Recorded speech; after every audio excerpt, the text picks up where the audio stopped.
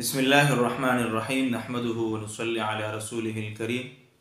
أما بعد فأعوذ بالله من الشيطان الرجيم بسم الله الرحمن الرحيم إن الله وملائكته يصلون على النبي يا أيها الذين آمنوا صلوا عليه وسلموا تسليما عزيزان محترمو نن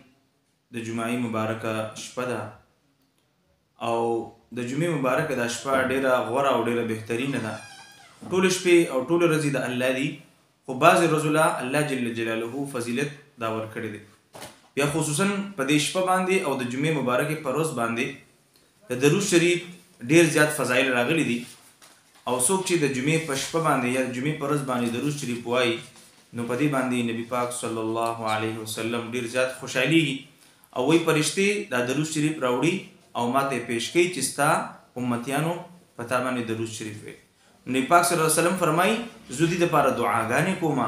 او دې دپاره استغفار کوم او د قیامت په ورځ باندې به انشاءالله د خپل امت شفاعت کوم. نو موږ او تاسو له پکار دي چې موږ درود شریف اهتمام کوو. دا ډیره بهترینه وظیفه ده زما عزتمندو، او دا هغه وظیفه ده چې آدم علیه السلام کله بیبي حوا سره هغه نکاح کوله نو د مهر دپاره الله جل جلاله ته فرمایل مهر ستا دا دی چې تو په جناب محمد رسول الله باندې درود شریف ووایه، دا ستا دپاره مهر شو. دومره یو بهترینه وظیفه ده او د چا چې څومره مشکلات وي، څومره مصایب وي، څومره حالات وي. نن سبا ملګري اکثر په مالی مشکلاتو کې گرفتار دي، څوک قرضداري دي، څوک چې کوم دي نور حالاتو کې راګیر دي. د هغې دپاره بهترینه وظیفه درود شریف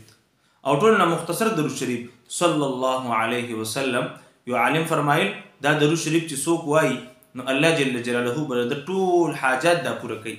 دې لپاره که یو انسان ځان له یو ترتیب جوړ کړي چې د چا څه حاجت او څه ضرورت راځي او دې 1000 مرتبه صلی الله علیه وسلم وایي او د هغې نه پس دعا کوي، امید دی انشاءالله چې هفته به نه وي تېره چې الله به د هغه کار هغه پای تکمیل ته رسولي. نو موږ ټولو مسلمانانو له پکار دی، دا یو پیغام دی، دا مخکې تاسو شیر هم کې د ثواب په نیت باندې چې نورو مسلمانانو وروڼو ته فایده ورسي او د درود شریف عظیم اهتمام کول پکار دي. او بیا خصوصا د جمعې په شپه او د جمعې په ورځ باندې درود شریف ډیر ویل پکار دي، ځکه چې الله جل جلاله قرآن کې فرمایي ان الله وملائکته یصلون علی النبی، بېشکه زه او زما ملایکې فرشتې موږ په نبي پاک صلی الله علیه وسلم باندې درود شریف وایو. ای زما امتیانو، ای زما بندګانو، تاسو هم په نبی پاک صلی الله علیه وسلم باندې درود شریف وایي. دې باندې الله هم خوشحالیږي، دې باندې پیغمبر پاک صلی الله علیه وسلم هم